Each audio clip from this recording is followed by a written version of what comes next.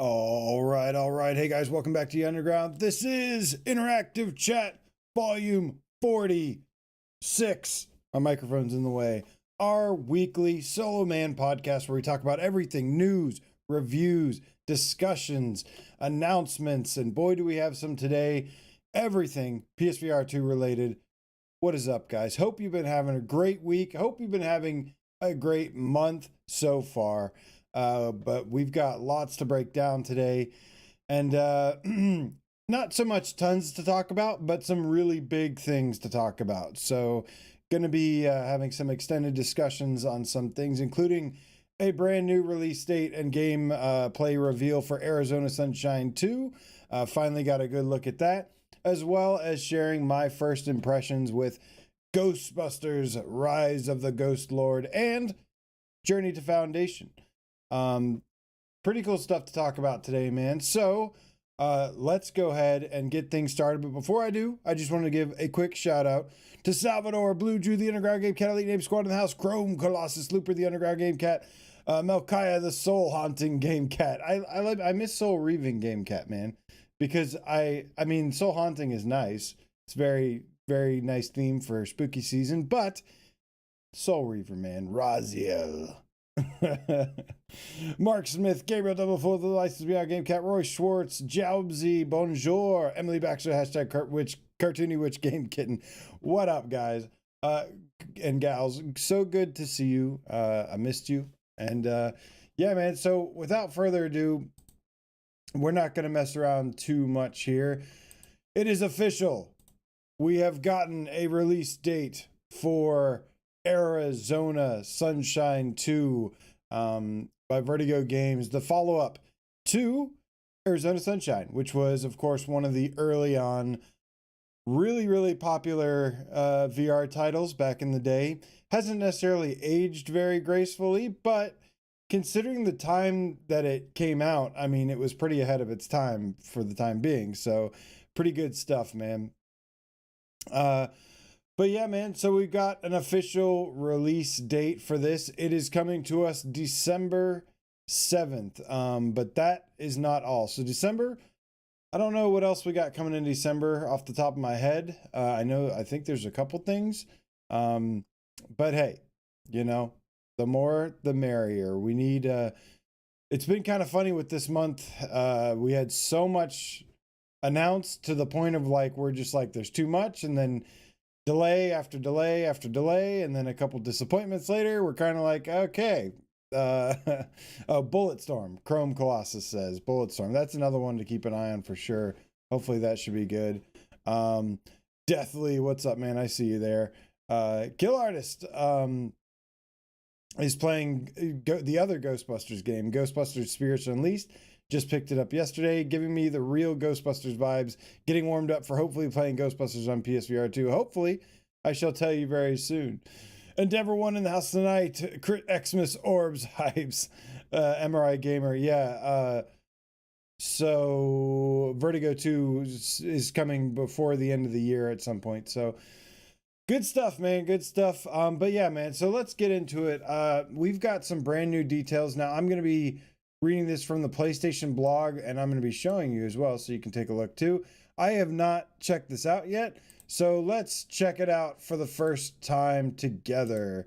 Now, I will say, before we get into this, I don't know if there's going to be a mention of this in the blog or not. The big significant thing about this game to me is that it's being written by Rob Escombe, who wrote Farpoint, one of my favorite game stories of all time. He wrote Invisible Hours, which was, I mean, it was literally just a movie simulator. Like, you fast forwarded and rewound the tape to a game. and so it's an interesting new dynamic that they're adding. I think they couldn't have picked a better person, and I will say that about anybody that picks Rob Escombe to do the writing. So I'm really interested. He also did Crisis 2, which had no business actually telling a good story, but because Rob wrote it, it was a good one. But yeah, man. So anyways, let's go ahead and see what they have to say over in the PlayStation blog, their favorite place to showcase games. Let's see here. Prepare to slay the undead alongside a co-op companion and buddy, your canine pal. This comes to us via the game designer at Vertigo Games, Nick Witzel.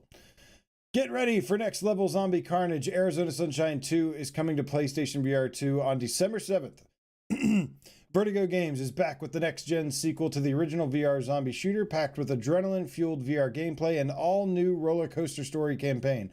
The best part, you won't only have your friendly canine companion buddy, or Freds, editor's note, zombies, to play with. Co-op mode makes its return. Okay, great. So co-op is coming back to this, which is nice here, because that was a big feature that made the first game very popular. A lot of people I knew that were new to VR, like they really loved Arizona Sunshine because they'd play with their girlfriend, boyfriend, significant other, friends, whoever. That's a nice feature as always. It's usually the number one requested thing when a game gets announced.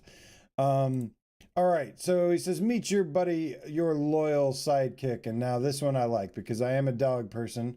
I got my doggo in the corner by me always. Introducing Buddy, your loyal canine sidekick who brings friendship to your zombie endeavors. But Buddy is more than just a goodest boy. He's a valuable asset in taking down zombies, discovering essential items, and carrying your gear. When the going gets tough, you've got each other's backs. Don't forget to pet him when he's done a good job. Oh, look at the little boy. And he's got a little zombie arm in his mouth. I love dogs. A new roller coaster story campaign, narrated by our unmistakable dark-humored protagonist and accompanied by Buddy. An all-new cinematic story campaign will take you on a next-level VR roller coaster ride that's accessible even if you're new to Arizona Sunshine. Form an unexpected friendship and survive the end of the world as a team. So, kind of just pointing out here that you don't actually have to have played the first one. I mean, the first one, honestly, I hated the story anyways, and the voice acting was terrible. I did not like it. It wasn't for me. I just liked shooting zombies and roaming around with friends and whatnot. But again, nice that they've actually taken the approach to adding a story to this. Hopefully it is pretty good. I have a feeling it will be. Unleash your arsenal. Since we know y'all love some satisfying zombie blasting gunplay, well, Arizona Sunshine 2 introduces full manual reloading and new ranged weapons, including scorching flamethrowers. The game's powerful haptic feedback through the PSVR2 ensures that gunplay is more immersive and satisfying than ever before. Ready to ignite some undead? So this is good stuff so far, man. They're talking about co-op being in here. They're talking about adaptive triggers, haptic feedback, stuff like that. You know, they did a really good job with After the Fall, actually. They're speaking my language. Yes, Mark Smith says, ooh, powerful haptics. Yes, that is correct. They're definitely speaking my language here. Introducing melee combat. Experience up close and personal encounters with the undead thanks to the all-new melee combat system. Armed with weapons like machetes, crowbars, and pickaxes, you'll feel the intensity of each swing, slash, and crush. The PSVR 2's adaptive triggers enhance the experience, making every takedown satisfying. You're not afraid to get your hands dirty, right? And they've got this picture of this crowbar just going straight into the dome of the zombie and blood just pouring out. Good God. That is something I noticed from the trailer. There's like really over the top gore. And I think, again, you know, I'm not like typically a big gore guy, but I think sometimes it can make for a lot of fun, especially in video games. I mean, in particular, not anywhere else really. Maybe movies sometimes, not even my thing, but we'll get into the gore in a minute. Immersive realism. The cutting-edge mutilation and gore system in Arizona Sunshine 2 brings you the most realistic and jaw-dropping zombie takedowns. Plus, PlayStation's eye tracking and flexible scaled restoration features will make sure you won't miss any of the gory details. You'll be able to focus in high resolution on all that the scorched apocalypse has to offer, leaving you in awe and your enemies in pieces. And yes, you can even use those pieces to fight your way out.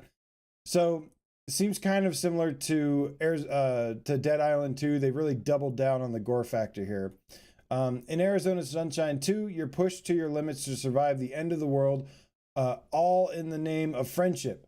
Pre-order your edition now to secure your exclusive bonuses and be a part of the ultimate undead slaying experience on PSVR2 December 7th. And this is a look. There's the standard edition. Standard edition provides the core Arizona Sunshine 2 experience. Pre-orders include the Biker Bark Vest, Worker Watch, and Ducky Weapon Charm exclusive bonuses. And then there's the Deluxe Edition. For those craving the ultimate Arizona Sunshine 2 experience, the Deluxe Edition is the way to go. Not only do you get a 10% pre-order discount and bonuses when pre-ordering this edition, it also includes the exclusive Freddy Hand Skin, Doggy Weapon Charm, and Undead Buddy, turning your loyal companion into an undead killing machine. Okay. The interesting thing here is that the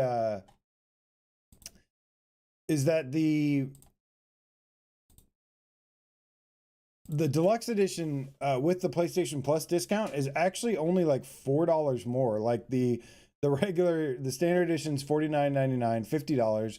And then the Deluxe Edition is usually $59.99, but if you have PlayStation Plus, it's $53.99, I think. So, or $52.99. Guys, this game's looking pretty good. Honestly, gotta say, it's looking really, really good. In fact, obviously, you know, we have to wait to get it on the headsets, but it sounds like they're utilizing all of the main features here for PSVR2, things like haptics, like adaptive triggers, which will be nice in making all the guns feel a little bit different. They did mention something, the cutting edge, they're talking about the gore, the mutilation system, the PlayStation's eye tracking, and flexible scaled rasterization. So it sounds like it is going to use foveated rendering with eye tracking. So that's actually really good news, because we've seen the capabilities of what the difference this makes. So that's really, really nice to have that confirmed. Yeah, man, I'm pretty excited about this. Going from everything from the gameplay that we're showing here. This is also the first time they've shown us gameplay. I'm very, very excited about this one. So I hope this turns out really well, really good. It seems very, very promising. Yeah, man, if this was Vertigo Games' best game yet, that would be really, really awesome. It's a good series.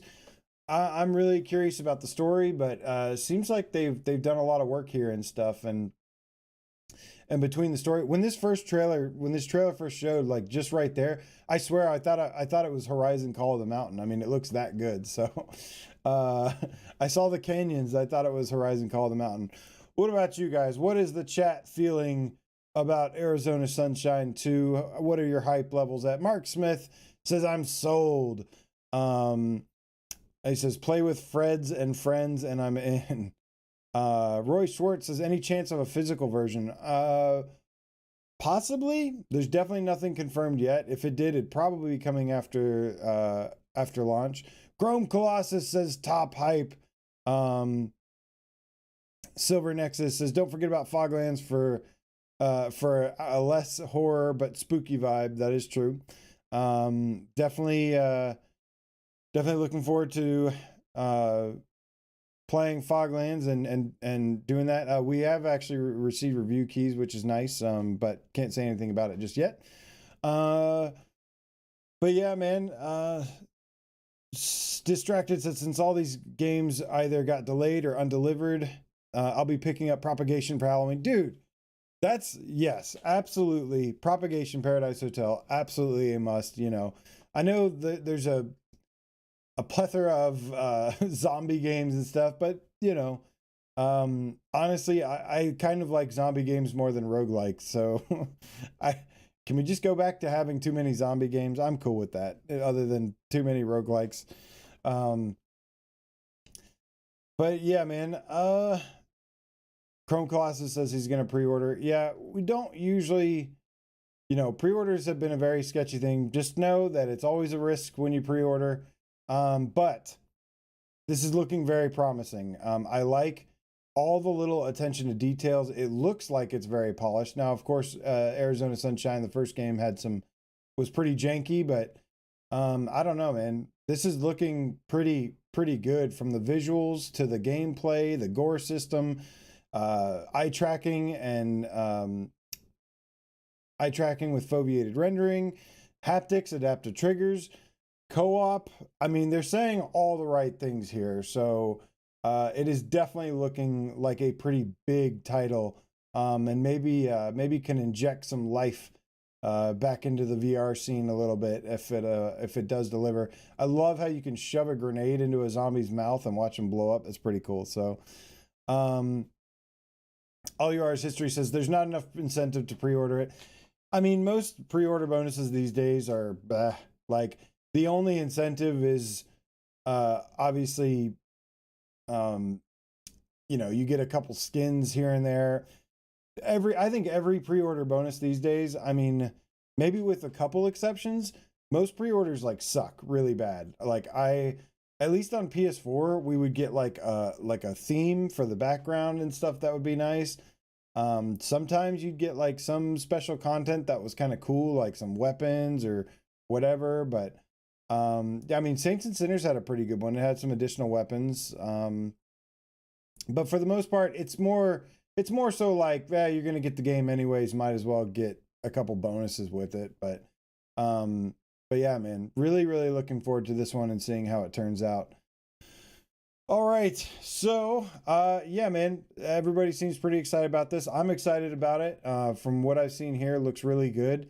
Again, really looking forward to seeing the story. I don't want to overhype the story, but Rob Yescombe is awesome. And, I know that they're going to play with your emotions a little bit with the dog. They've made that very apparent to kind of raise the tension and stuff. Also, I do like how the dog is able to be used in a couple different ways. Like you can actually use them to take down enemies, like you just saw right there. This was something that Arashi Castles of Sin did that was really, really awesome. It's great to have like a pet companion that you can command in VR and use them to your advantage. I don't know why they showed this in the trailer. They shouldn't have showed this because you kind of assume that something's like that going to happen anyways. So I don't know. I do love the walking down with the grocery cart and the dog's wearing a sombrero and stuff. That's pretty sweet.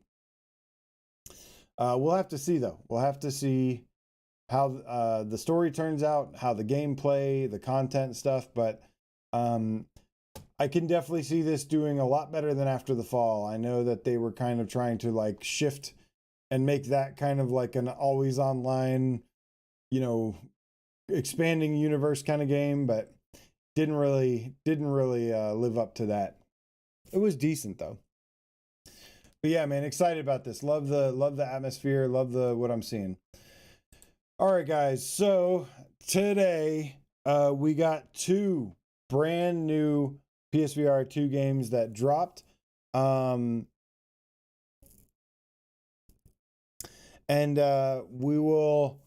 I got some first impressions to share. So disclaimer, for both of these, I got review keys really, really late.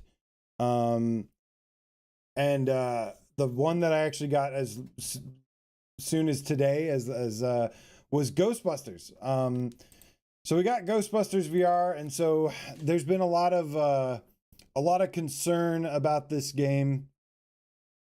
For good reason, because usually when developers are pretty confident in their title, they give out review keys early, and especially nDreams. But the good news here is that this game is kind of turning out to be a little bit of what I expected, and let me just say that's mostly good news. I said before that it's a good thing that this is being developed by nDreams, and I think that shows for sure, because when it comes down to it, nDreams knows how to make pretty good gameplay, really beautiful graphics, and yeah. So shout out to my homies Miles Dyer, Deathly, and Awesome Tatum, of course, who helped me arrange this thing so we could get some time. It's a little bit reason why the show is delayed, but this is all gameplay that I captured earlier of us playing. This is my first impressions of the game. There's a little bit of a tutorial. Looper asks, is the Ghostbusters any good for single player? It doesn't seem like it's designed for single player at all, but I have not played it single player at all yet. what it definitely is meant for is for 4-player multiplayer, you getting in with some of your good buddies and jumping in. And so again, disclaimer, review keys went out really late. I only played about an hour of this so far, but how am I feeling about it? It's not bad. It's not bad. So some of my concerns were kind of like with the lighting, with the way that it looks. You know, I wasn't crazy about the art style.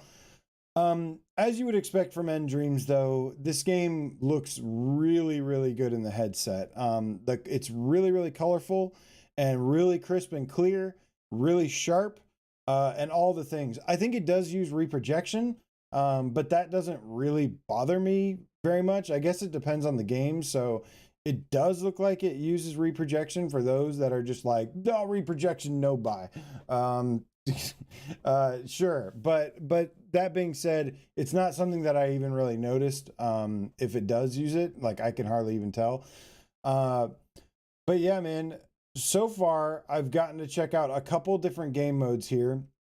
They start you out with a tutorial where you basically just go into a mansion and you grab the PKE meter. It shows you how to use it. You grab a trap, it shows you how to use it, and then you grab the proton pack, and then it shows you how to use it. And then it introduces you to the Ghost Lord. From there, you pretty much, that's the tutorial, and then you go into the firehouse, where you can then, you can choose your avatar that you want to use. You can, it shows you the upgrade system. These marshmallow things are annoying as piss. They pop up on you. I guess I don't know like how they jump at you or how they spam you, but the marshmallow things will pop up on you, and you have to get somebody to either splat them off of you or rip them off and throw them. But yeah, man, it's again, you know, I've got some other thoughts on this too, but so far, this game has actually been really fun. I think playing with the right people, the right group can make a difference as well. We're running around, we're shouting, we're doing call outs, we're saying, oh no, I got slimed, and Miles is making his puns, and it was actually a really, really fun time. Now, the thing I didn't really know about this was it offers like 4 different game modes, and the different game modes are Exorcism, On the Clock, Giga Trap Retrieval, and Harvester. We played the main modes that we played was On the Clock, which is where you have 10 minutes to go to 3 separate ghost emergencies, and you have to be really quick, and you have to take them out, and then basically just clear all 3 before the time is finished. And that's I think the mode that might be the mode you're looking at right now. Or no, right now we're just playing the regular mode. But the other mode we played was Harvester, which is you basically have to find these canisters and these pieces to this machine and put the machine together. And then you have to basically use the proton packs to weaken the enemies and then get them into this machine that like grinds them into plasma or whatever into the canisters. And that mode was really good. Actually, the 2 modes we played, I think this mode we played right here is the normal mode. But the 2 modes that we mainly played, I actually had a pretty good time with. It seems like there's only like 3, maybe 4 levels to choose from though. I don't know if it just like reuses those and like lets you use different parts of them or whatnot. Again, gonna be doing my best here with the little bit of time I've spent with it. But as far as the gameplay itself, I think it works, man. I think it works pretty well. I'm definitely not a fan of those big purple and blue bars that pop up. It's not necessarily immersion breaking. It's just kind of an eyesore for me. But there's basically some mechanics to the gameplay. First of all, the traps, the proton pack, the trap, the PK meter, these all feel really good to use, as people have stated before. I can vouch for that. The proton pack feels awesome.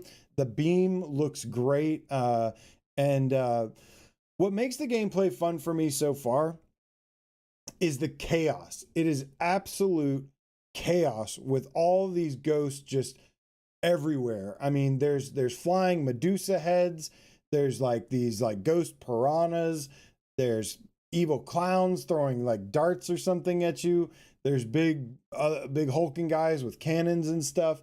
One of my concerns about this was kind of the way that it looked. It's got this cartoony look, and during the tutorial, I was like, why does this look more like Scooby-Doo than Ghostbusters? But as I got playing more and more, I actually started to have to like the gameplay, and the visual style was not a problem for me as much as I thought it was going to be at first. I think if you just really like Ghostbusters, they are doing some really cool things here to make you feel like the thing. One of the things in particular are the music, man. The music in this is so freaking good. They got like the licensed music, obviously, so, and it's got like a score to it and everything. The music is excellent in this because it uses a lot of the kind of familiar music soundtracks and stuff that are pretty good. I like the kind of like new take on some of them, how they do, but yeah, man. So what you're looking at here, this is the upgrade system. This was one of the things I was saying. Oh, like this is actually one of the encouraging things about the game is that there is some kind of progression system. So when you do these jobs, if you succeed, you earn currency, then that you can come back and spend the money on upgrades. And it's all these little different various things just adding like new attacks. Like there's I think there was like a charge shot. There's different like kind of like mods you can do for your ghost meters and stuff, all sorts of things to kind of just make you more powerful and whatnot. And then there's additional stuff like turrets you can drop, and like I said, something like charge shots as a personal shield, but who the hell wants to use a shield? You've got a proton pack. This is the little practice range here, but yeah, man, this game has been really, really fun so far. Now, I can see the part of the concern I have is, so there's no doubt to me so far, in my opinion, there's no doubt that this is a fun time, that this is fun to play. The gameplay is fun. It does remain to be seen how long it's going to be fun for. And that's going to be important, especially being that the game is like $35. But from what I've played so far, it seems really, really quality. There's a couple different game modes. This is the time trials mode that I was talking about. You can see the clock in the back where you have to hit the 3 kind of haunted locations, and look at the chaos, man. There's just so much going on. Let me blow this up for you guys so you can get a good look at it here. I want you to be able to see, I mean, graphically, like I said, it's super sharp and clear. It looks really nice. Yes, I just got slime there. Bernice Delgado says you can change costumes. Yeah, you can choose a different characters, and then of course you can customize further with different outfits and stuff. But I absolutely love the amount of chaos going on here. I think it really meshes well with the gameplay because you're all just like frantically aiming and shooting, and you're throwing out traps, and there's stuff going on everywhere. If a partner gets downed, you can give them a high five to get them back up. Here I was trying to use the PK meter, which was basically useless in this mode. But here we are. We've got that one lassoed, and then we pull it into the trap. And this mode, you basically just run around, like I said, and clear out the zones. I haven't tried all of the modes yet. I haven't even tried all the levels yet. But I got a good hour in, and like I said, man, I definitely don't think that this game is going to be designed for one person. It is definitely a group activity kind of thing. So make sure you join our Discord if you pick this up, and play with some friends, or if you've got some buddies that you can play with, you might enjoy this. But so far I'm really relieved that this is pretty good because when we didn't have review keys and stuff, I became really concerned. I was shooting the pictures and all sorts of stuff, messing with all bunch of random stuff, just trying to see what would blow up and what I could interact with. And there's like, random stuff you can interact with. There's tables you can destroy. I blew up a table and I was like, the flowers are still standing. I love Ghostbusters, man. But yeah, again, End Dreams, super talented developers, man. And I think if anything, it'll be interesting to see how many hours I get out of this before it starts to lose its luster a little bit. But so far, an hour in, I'm having a really good time. And yeah, man, it's a really, now it is a very, very polished game, but it does have a couple bugs here and there. Awesome Tatum has been experiencing some major crashes so far. I have not experienced any yet. He's been having some crashing issues. I don't know why. I think Miles said he may have had one crash. Miles also had an audio issue where he couldn't hear any of us, but we could still hear him, and he had to quit and come back in. The good thing is that they do make it pretty drop in, drop out. And so you do have like a room code. If you get disconnected, if you crash, if you have to quit and come back, you can definitely just jump right back in, which is nice. But good God, man, the room code in this, I don't know why they chose like a 10-digit room code. Like it's some kind of freaking Wi-Fi encryption. The room codes are super long. I mean, you could just do like a combination of like 4 or 5, but they have like 8 or 10. But and then visually, I did notice a little bit of minor visual wonkiness here and there. Some of the character animations would get really jittery and they'd like spaz out, and then like every now and again, maybe a ghost animation would just like pop over to the other side of the room or something. But overall, it looks really, really good. Yeah, man, this is, I think, an Unreal Engine 5 game, and it's looking really nice. The eye tracking, it doesn't have mouths that move, which would be nice if you're talking and the mouse would move.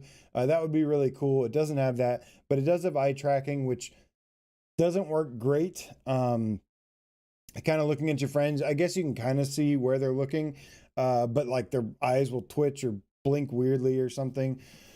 Anything else? Do you guys have any questions on this game before I get into Journey to Foundation? Because I've played Journey to Foundation a lot more than this. But first impressions, man, not bad at all so far. Some minor issues here and there, but for the most part, it has been really, really polished. I saw somebody ask if this is crossplay. Yes, this does support crossplay. Can confirm. It's $34.99 in the US, and then the full containment edition is $54.99. That's a big jump. I would say if this looks fun to you and you're interested in it, I would definitely say go for the $35 one. Stay far away from the other one. Yes, they are promising to do more content, but I don't know. I don't like the whole pay in advance kind of thing for no guarantee of content. But for $35, I'm hoping there's enough, as long as like I can get at least 10 hours out of this. I feel like, 8 to 10 hours out of this and have a good time. I feel like it'll be worth it. And I feel like you can get that much thing. Now again, disclaimer, I've only played the first hour of this, so I have a long way to go. But this is definitely a multiplayer. This is definitely a multiplayer kind of game. And this is does not seem like something good for a single player game. What up, gamer tag? It says, did I enjoy Ghostbusters? I mean, I've only played an hour so far, but so far, yeah, I like it. I'm definitely enjoying it. Between the music and the chaos and you can see the gameplay here. I mean, the gameplay kind of speaks for itself here. And I'd like to live stream this with Brian. We were actually supposed to stream this with Brian tonight, but because his apartment's getting torn apart right now and is in disarray, we weren't able to. But maybe this weekend we'll do a live stream for you guys to show it off and see what you think. But playing with Miles, Awesome Tatum, and Death Lee, I had a great time playing with them. So I do think it kind of matters. But yeah, man, no, I'm very much enjoying this. Like, I was like, okay, like, why weren't they giving out review keys for this? Because this is pretty freaking fun. It'd be nice to be more confident in giving it the thumbs up. But so far, so good. I love the music and everything. Let me see if any of you guys have any other questions here regarding this game. Before we move on to Journey to Foundation. Deathly says Miles and I were in a room for maybe 1 minute before we were full again. Yeah, I've heard that there's lots of people playing, it seems. So seems like people are buying the game and picking it up. I mean, again, it's Ghostbusters, so it's expected to do pretty good. And for me, this is one of those cases where it's like, leading up to it, I had zero. Maybe having really lowered my expectations for this kind of helped. But yeah, someone says, is there a story mode? There's like a kind of a story you follow, but there's one of those puffs things again. Gary Smith does it miss the drive around? Yeah. So when you start a mission, you have to all walk up to the Ecto 1, and then it just like fades to black, and then you're on site. So I would have liked, of course, to go a little bit further with this. I mean, I get it, it's probably a short development cycle. They certainly put a lot of effort into the graphics and the gameplay and the animations and stuff. Like I said, it's not all perfect. There's a little tiniest bit of jank here and there, visually, mostly. But for the most part, I mean, like I said, I've got my gameplay up in the corner where you can see it. It's pretty good stuff so far. Zeke says, can you hear everyone talk? Yes, you can hear everyone talk. Bernie Stelgato says, stop. Do you like the movies of Ghostbusters? I freaking love the movies. I like the first movie. And I like the second movie, which I know the second movie gets a lot of hate, but I actually like the second one. Afterlife was okay. I wasn't the biggest fan. I definitely the third movie I like is Ghostbusters the video game because that game was freaking amazing. That game was so good. I would love, like, the dream of mine is to have that game converted to VR. Please, VR gods, make that happen one day. But yeah, man. Wonder Rob says 4-player co-op. Yes, this is 4-player co-op. That is correct.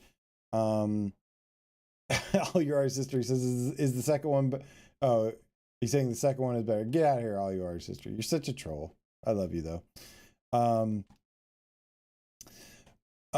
Yeah, apparently when Miles streamed this, he had a bunch of bugs. I do feel like you're gonna run into some bugs here and there. I haven't had anything horrible yet, but again, only an hour, so not much to go off of. One thing I did like was that, like, I was not sure how many different enemy variations there are, and it looks like there's a total of 34 different enemy types. So that I was very, very happy about, because I thought there was going to be like maybe 12, 15 or something. This game has a lot of different types of ghosts, which I really, really like. This is, of course, a look at the ghost house. People are upgrading. We're all just kind of hanging around. There's also the little ghost chamber thing where you can, any ghost you find, you can pick on the menu thing and they'll pop up. Here's us getting into the Ecto 1. You just go to the spot and then boom, loading screen, and then it goes. But yeah, man. Again, Got to play it some more, but first impressions are pretty good. I'm having a lot of fun with this one. I think the question is going to be how long is it fun for?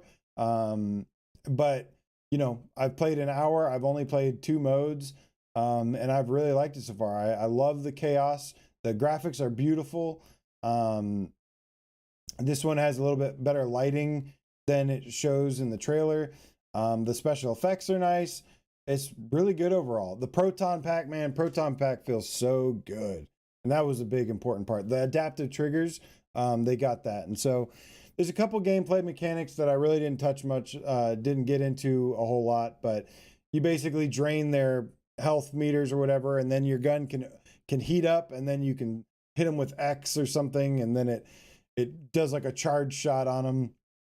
And then when they're weak, of course, you have more control to lasso. You weaken them, and then you get them into the trap. So, yeah,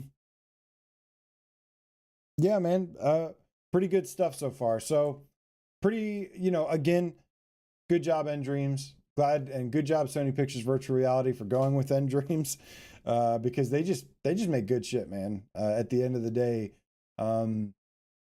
they rarely miss. So, pretty good, you know, pretty good. What do you guys have to say before we get on to the next thing? There's also a lot more mechanics and stuff in this game than I was expecting. Vince Virtuo says, worst and most important bug was that you can't do a thumbs up on the PSVR2 version, but you can on Quest. Don't really care. But yeah, for some reason you can only do like a pistol. You can't actually close the finger to do a thumbs up, but not a, you know, that's a bug that needs to be fixed, but that is definitely not something I'm concerned about. I was more concerned about performance. You know, hopefully the crashing thing is not a widespread issue. Awesome Tatum has had it quite a bit. I hadn't had any. Wonder Rob, it's not cross-buy, but it's cross-play. But yeah, man, good stuff. So can't wait to play this some more. I had a lot of fun with friends. I think it's good with friends. I think I could see it being very boring, very fast by yourself. It is not the way it seems like it's meant to be played. So, and it seems like there is a good player base right now. Bernice says, have you got caught by the mini puffs? Yes, I've been swarmed by the mini puffs several times, and they're annoying as heck, but they're cute. And you get to splat them all, which is nice. No single player story, Vince Virtua. No single player story. I mean, I guess technically you kind of can, but no, it's mostly just an online kind of different modes and sort of arenas or something. But they have like rooms, like they have like multiple rooms, which is nice. The different games modes is a nice touch. That really helps a lot. But yeah, man, so now it is time to talk about the other game. I will definitely share more on this when I get a chance. Again, hard to tell you, hard to recommend when I've only played an hour, but that was the what they decided to do. So I'll let you know more when I can. But so far so good. The other game that came out is another one of my more anticipated games, is Journey to Foundation. Now, another disclaimer, this was another key that was really late to arrive. I've spent about 4 hours with it so far, and the progress thing says I'm about 50% through. So at the rate that I'm playing, this is going to be about an 8-hour game. And so this is an interesting one, man. I've been looking around and I'm seeing, so let me just say, first off, this game is, of course, based on the Isaac Asimov series Foundation, the book series. There's also a TV show. And it's heavily story-driven. This game is primarily dialogue. Like, I mean, so there's always been games that have like the branching dialogue option where the decisions you make, they say like, will determine different things in the game. And I'm not usually into those kinds of things. I like the TV show too, GT. Um, I'm not usually into games that have you use dialogue with branching paths. Like that's not the thing. But I think it's just I think I'm just like in the right mindset, in the right mood. Finally, I knew this game. I was hoping for this game to be heavily story driven, and it is certainly dialogue driven because good God, there is a lot of dialogue in this game.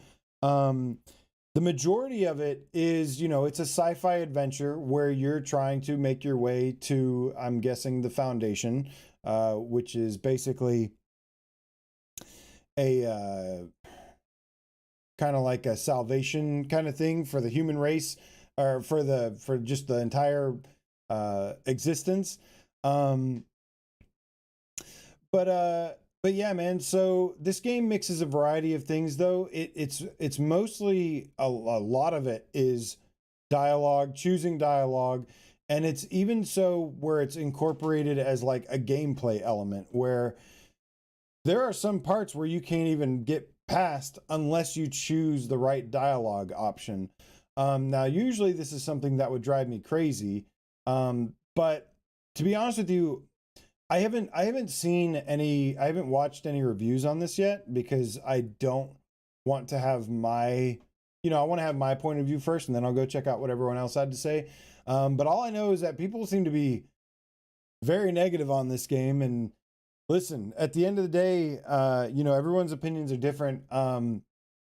But despite some things, which I will get to, despite some flaws, some technical issues, some little things here and there, and it being just mostly like heavily dialogue driven, I've actually been really enjoying this game. It's not something I think I would always be in the mood for, but I don't know, maybe the timing is right. But here's the thing, is that I left off on a spot that was kind of a cliffhanger, and the spot that I left out on seems like a place where I have a big decision to make. So it's kind of like, so this little first impressions, this little preview is definitely going to leave you on a cliffhanger, because basically whether or not I would recommend this game kind of is going to be determined by, does this game have the payoff with the story at the end? Here you can see some climbing sections. Don't worry, there's very little climbing in this. There's a couple climbing sections, but they're very short and there's not much. But there's a little bit of dialogue, or there's a lot of dialogue. There's a little bit of climbing here and there. There's a couple puzzles when you're opening chests and stuff, hacking stuff, similar to Red Matter, where you hack something and the box comes up and you got to solve the puzzle. This has like some like different squares, and some of them are colorful, and you have to like try and connect them without crossing each other, and it's fine. It's a nice little short, small puzzle. And then there's a little bit of problem solving. The thing is about this game, and I've already seen a couple comments like this, is that when I say there's a couple flaws with this game, there's definitely some people that are going to get really frustrated because there's some of the gameplay mechanics are kind of unique and they don't really make them super clear.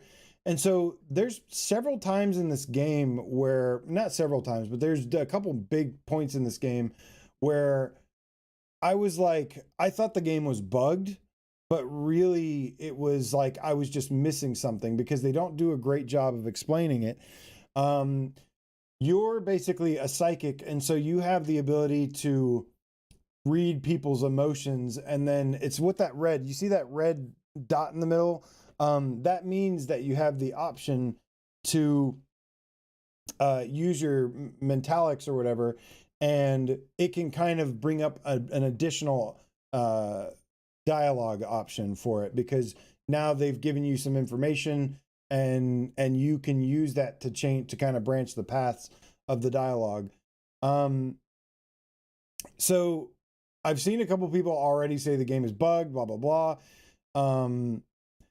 But you know, I think it just doesn't explain it well at first. It doesn't make it very, very apparent what you're supposed to do. Oh, here's the puzzle thing. Some of the touching on these puzzles is a little janky. Like it doesn't respond properly. I had to touch some things multiple times. So if you're like easily frustrated and stuff, yeah, this might have a couple issues that would be big turnoffs for you. Most of the stuff I was like, yeah, it's fine. Like you can see here, like I'm fiddling with it. I'm just trying to connect the dots, and I'm having to touch it multiple times, and it's like moving and all this stuff. And I don't know, it wasn't enough to like super frustrate me. This game also seems to use reprojection. It doesn't really bother me though. I think visually what they've done with this game is they've made like certain key points of interest look really good, and then everything else is kind of filler. Like they have these caves or whatever, this mountains wherever I'm at right now. Which, by the way, this is like an hour into the game, but it's not. But this was like not really spoilery, so it's not a big deal. Before this, the entire first hour was like pretty much 90% talking, and choosing dialogue. But there were a couple points where it gave me the option to choose different things. And it actually like made me stop and think about what do I think is the right thing to do, or what do I feel like the right thing is to do. And, it does, one of the things I like about it is like, it does make it feel like there's consequences for your actions. And so this is why I said, you know, I'm really interested to see where it ends up going, because some of the stuff that I've been doing, I'm now starting to be forced to make difficult decisions that are going to completely change the story around. And I'm like stuck dead center in a spot right there. And so I'm really, really interested to see how it pays out. Hopefully it's like the TV show, where the TV show, it builds so much lore and characters and stuff. And like sometimes even to the point of where it just feels like it's dragging. And it's just like, oh, what is this like amounting to? And then there's a payoff at the end. So I'm hoping that this is like the TV show, where it's like, it's forcing you to invest all this stuff that you really don't care about at first. And then eventually there's a payoff. That would be awesome. But see, like right here, there's a part where it's telling me to like grab the chip, and I had already opened the power to the door. All I'm supposed to do here is just grab the door and push it open. And earlier in the game, it says anything that you can move or interact with will be blinking. Well, the freaking door is not blinking, so I didn't know that I could grab it and open it. There's little things like that are a little frustrating. But I haven't come across anything like game breaking yet. It's just like it's annoying because you don't know if you're doing something wrong or if you're missing something. And it just turns out that the game is not doing a good job of explaining it. But let's see here. I've got some notes here. So I tracked dialogue options. Whenever the dialogue stuff pops up, I love that whatever you're looking at is what gets highlighted, and then whatever you want to select, you just reach out and select. I love when eye tracking is used in almost any single way, every single way except for selecting your weapons and throwing grenades, pretty much. But I do like that. There is branching dialogue where, like I said, you can you have to make some tough decisions. There was a moment where I didn't show it. I don't show it in the gameplay here, but there was a moment where I basically decided whether or not somebody was going to live or die, and because of the way that they were going to do the execution, I was like, let's kill this fucker. and I did it, and I got to see it happen, and it was really cool the way they did it. It was what I was hoping to see. And it's definitely a reference to the books or the show. I don't know. It seems like it's in both of those. There's also little things. There's also little things like the different reactions. Like, so this part I replayed twice, and she tells me shoot the lock, and the dialogue, the branching dialogue stuff goes beyond just options to select. It actually, there's people that walk by that will do certain gestures to you, and if you do the gestures back, they'll react to it. Like somebody said, like, there was like a important figure or something that I was in front of, and I tried to do the salute thing that it told me to do, but it wasn't working. Also, that's a little janky. And then the person was just like, show some respect. It wasn't that big deal. But this time, when I shot the lock on to open this door, the first time I got it in like 1 or 2 shots, and she was like, great shot. And this time it took me like 5 or 6 shots, and she goes, shooting's not your thing, is it? So it was kind of cool that the dialogue really, I mean, this game really has a lot of deep dialogue in it. And like I said, in some cases, some people, if you're wanting like something really action packed, really constant shooters or whatever it is, this is not that. This does have some action in it, though. It does have some action. It does have some climbing. It's got some shooting segments. Which, by the way, the shooting in this, the enemies are actually kind of difficult, I thought. There's also stealth. You can choose to use stealth. I kind of like the freedom of the options that they do. And guys, I gotta say, man, like, again, I have to finish this game. Unfortunately, I haven't finished it yet. So with this and Ghostbusters, I can't give you like a full rundown of, I can't give it the full thumbs up or thumbs down just yet, because I haven't finished them, because I haven't been given enough time to. But despite some small flaws in this game, I'm actually really enjoying it as well. It's not going to be for everybody, especially being so dialogue driven, and it's definitely not going to be for casual audiences, because there's some janky kind of things to work around, and if you're not really accustomed to those kinds of things or know how to get around them, like, it's going to be really frustrating. You're going to have a bad time, but hopefully they can get those ironed out. The one bigger issue here, visually at least, is that there is some visual judder. I don't know if you can notice it here very much, but if you use like the smooth turning or whatever, sometimes turning my head, sometimes turning with the joysticks, there's a really bad stutter like everywhere. And I don't know what that is. It wasn't enough to make me go like, oh, this is unplayable or anything. But that was, I think, a problem. And that could make some people sick, which is not good. It's not something that really bothered me, but there was definitely like certain sections towards the beginning, and then certain other sections I felt like it was bad. It was more apparent than others. So a couple little janks in the visuals, a couple little janks in some of the gameplay. Some stuff's not explained to you well, so I can see why some people don't like this, but I was really able to look past a lot of this because I am a fan of the Foundation series, and knowing like where the story could be going has me very excited to jump back in. The voice acting is really well done. The character models and stuff they look fine.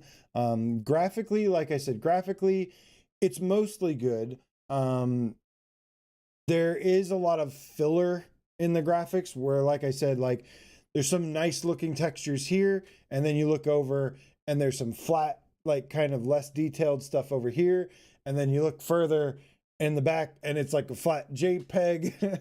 But there's also times where it looks really good too. So it's a mixed bag graphically, but overall it's fine in my opinion. But what I appreciate about this game is the kind of the innovative gameplay and storytelling elements to it. Granted, like I said, I haven't really played a lot of games where you choose lots of dialogue the whole time. It's never been my thing. I'm usually like a Twitch gameplay, sword and hack and slash shooter kind of guy. There is of this laser pen stuff too. Yeah, this is the little thing. Star Wars Tales from the Galaxy's Edge. For people that like Star Wars, I feel like are not gonna like this, because it's like kind of opposite, where the strengths of Star Wars is like it does the stuff better than this does. Like there are at least some haptics and stuff in this. Not much, but some of the guns feel better than others. I do like how you can grip some of the guns with two hands. But all the little tiny minute details, like when you're using the thing to cut the metal open, the little like blowtorch pen thing to cut open metal stuff, all that felt really, really good in Star Wars. All the haptics in Star Wars felt way better. There's also some headset rumble here where it's like so heavy. It's like, good God, like you did not have to make the headset haptics that heavy. I love headset haptics. I'll take them over none. But good God, there were some parts where like it was just like, damn, headset almost flew off my head, it felt like.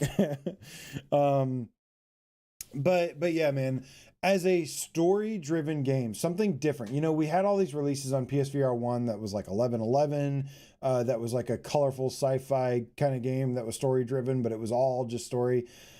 This is definitely this definitely has it shows some of its indie side a little bit, indie studio side, but it also is in terms of Archaeact, I do think it's quite possibly their best, or if not one of their best games they've done yet. I think they're really good at like innovating and being creative and in gameplay.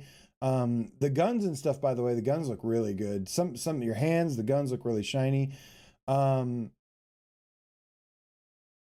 yeah, man, at the end of the day, I need to finish this before I can give the full recommendation. If this ends, excuse me, if this game ends on a really high note and has a great climax to the story and everything, then I'm going to love this game, despite having a couple issues and some big flaws here and there. I'm going to really, really like this game if the story pays off. But if the story doesn't pay off, then it's like all this is going to be for nothing.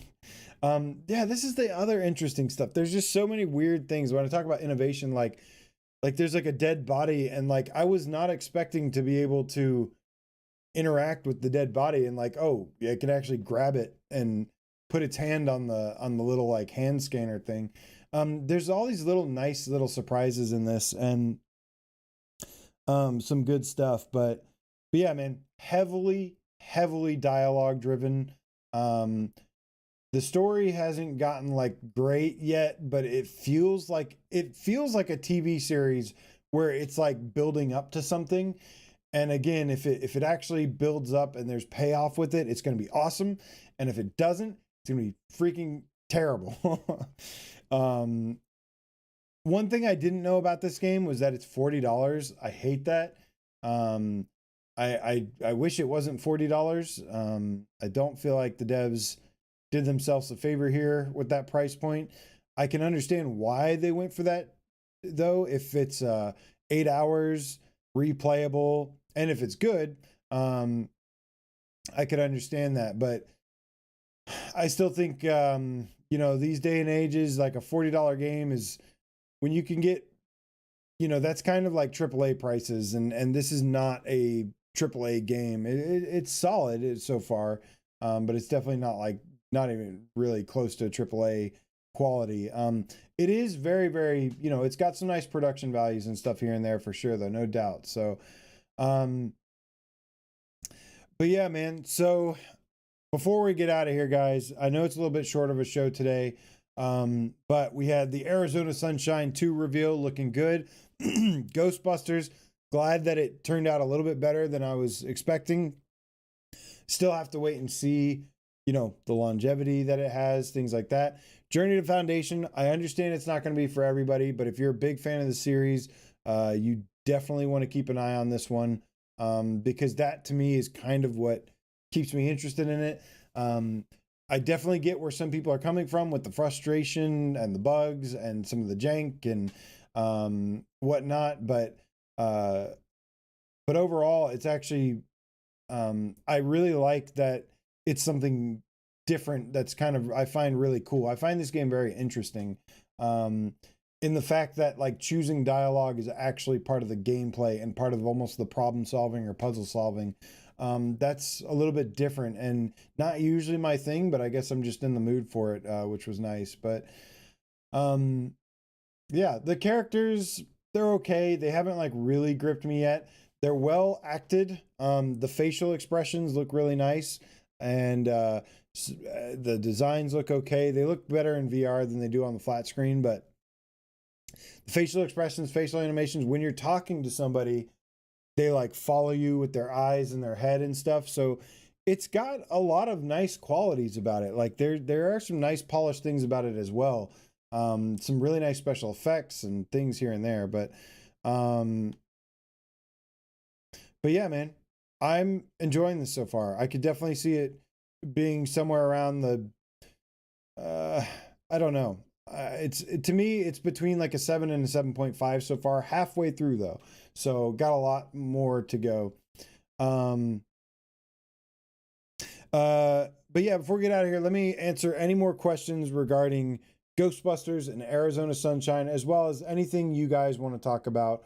The floor is yours. But thank you for tuning in today.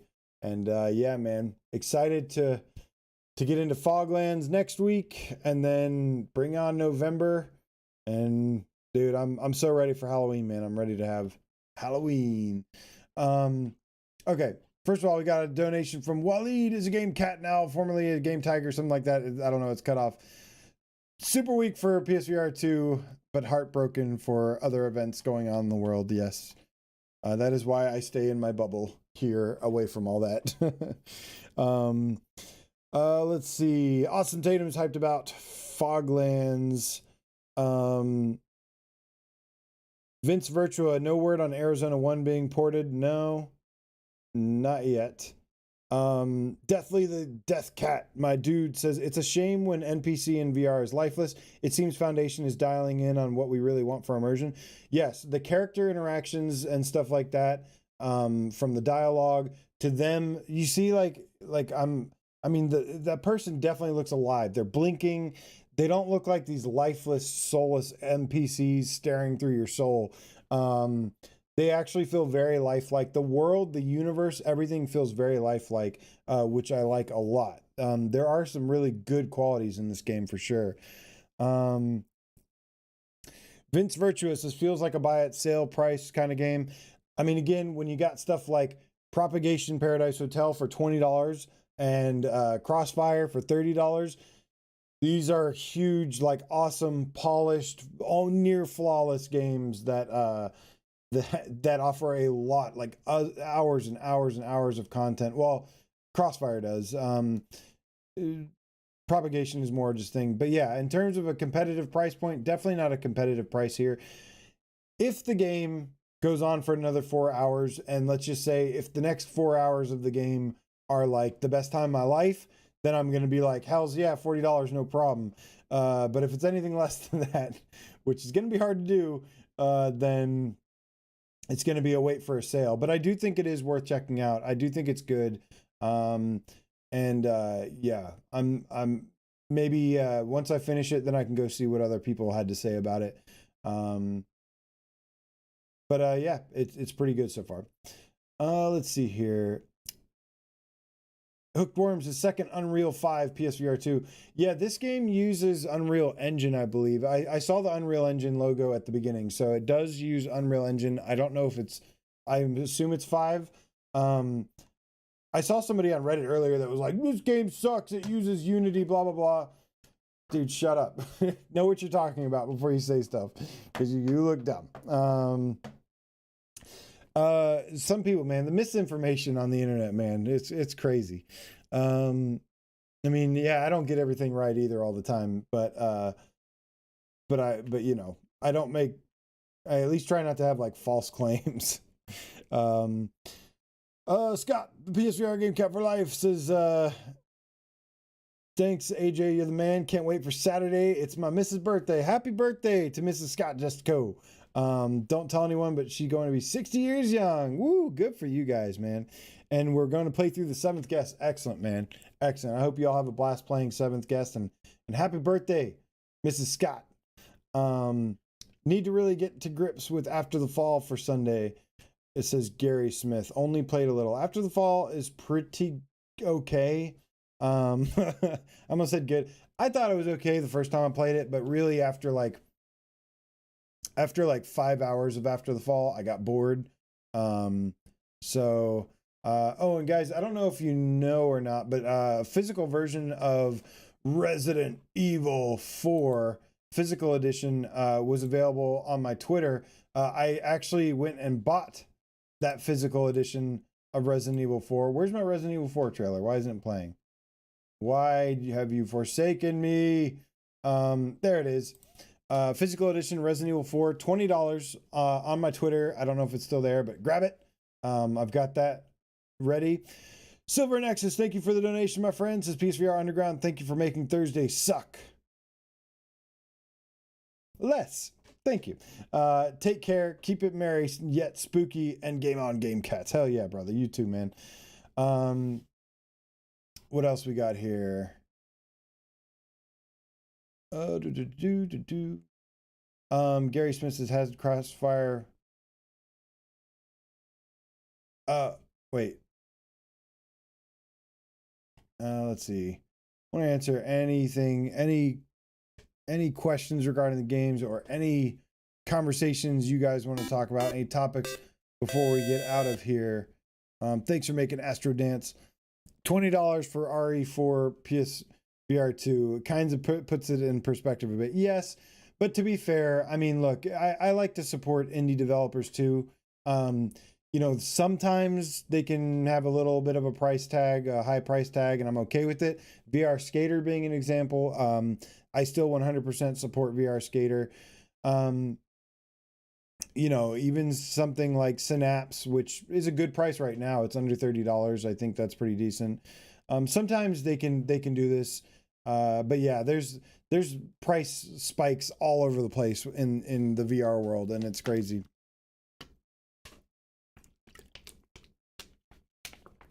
Macho ×3 says, I'm sorry, Game Cats and PSVR Underground, but I pre-ordered Arizona Sunshine. No, that's okay, man.